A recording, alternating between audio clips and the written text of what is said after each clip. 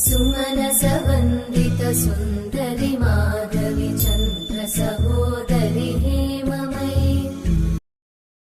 வணக்கம். செல்வம், வளம், அமைதி, ஆனந்தம் ஆகிய அனைத்திற்கும் அடையாளமாக விளங்கும் தெய்வம் ஸ்ரீ லக்ஷ்மி தேவி. தாமரையில் அமர்ந்திருக்கும் அழகிய அன்னை கருணையும் செழிப்பையும் தருவாள். அன்னை அவள் 8 அவதாரங்களில் நம் வாழ்க்கையை அவள் அருளால் காப்பவள். அந்த 8 தேவிகளே அஷ்டலட்சுமிகள் என்று அழைக்கப்படுகிறார்கள்.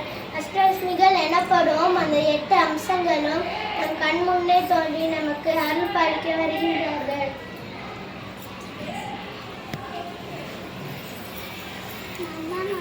நான் தான் ஆதிலட்சுமி. ஆதி என்றால் முதல் என்று பொருள். லட்சுமி முதல் வருவதால் ஒவ்வொரு மனிதனும் இலக்கை அடைய அருள் கொடுப்பேன்.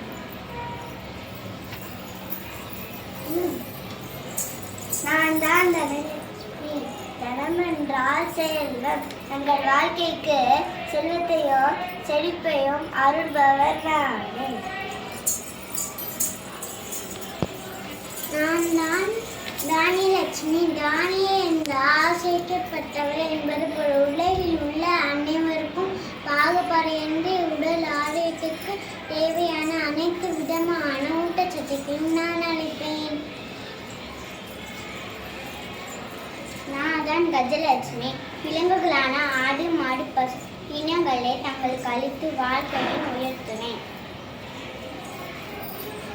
நான் தான் சந்தானலட்சுமி.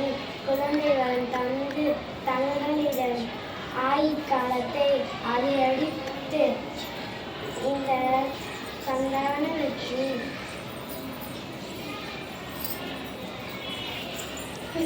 நான் தான் வீரலட்சுமி.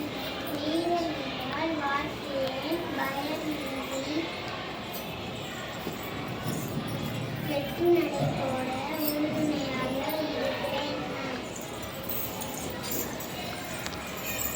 நான் தான் வித்யாலட்சுமி. வித்யா என்றால் அறிவு என்று பொருள். ஒரு வரி அறிவுசார் வளர்ச்சிக்கு வழிகாட்ட நான் அருள் கொடுப்பேன். நான் தான் விஜயலட்சுமி. விடாமுயற்சி விஸ்வரூப வெற்றி அல்லவா, அனைத்திலும் வெற்றியை தருவேன். லட்சுமிகளை வணங்குவதன் மூலம் 16 செல்வங்கள் பெற்று பெரும் வாழ்க்கையை பெறலாம். அனைவருக்கும் நவராத்திரி தின நல்வாழ்த்துக்கள். நன்றி.